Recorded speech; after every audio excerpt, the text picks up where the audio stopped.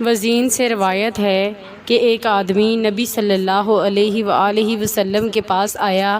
اس نے عرض کیا، اے اللہ کے رسول صلی اللہ علیہ وآلہ وسلم، ہم جہالت والے اور بتوں کے پجاری تھے۔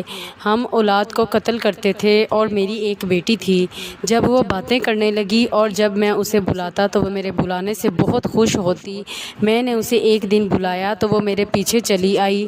میں چلنے لگا حتیٰ کہ ایک کنویں کے پاس آیا جو میرے گھر سے دور نہ تھا۔ میں نے اس کے ہاتھ کو پکڑا اور اسے کنویں میں گرا دیا۔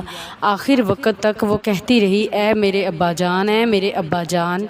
رسول اللہ صلی اللہ علیہ وآلہ وسلم رونے لگے حتیٰ کہ آپ صلی اللہ علیہ وآلہ وسلم کی آنکھوں سے آنسو بہنے لگے۔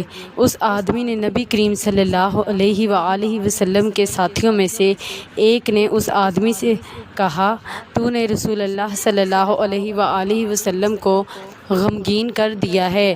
آپ صلی اللہ علیہ وآلہ وسلم نے اس شخص سے فرمایا، ٹھہرو، یہ آدمی اس چیز کے متعلق سوال کرتا ہے جس کے بارے میں بہت فکر مند ہے۔ پھر آپ صلی اللہ علیہ وآلہ وسلم نے اس سے فرمایا، میرے پاس اپنی بات کو دہراؤ۔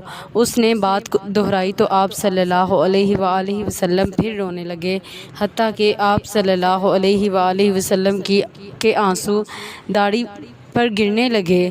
پھر آپ صلی اللہ علیہ وآلہ وسلم نے اس سے فرمایا، تحقیق اللہ نے جہالت کے تمام کاموں کو معاف کر دیا ہے، اس لیے اب تو نئے سرے سے عمل شروع کر۔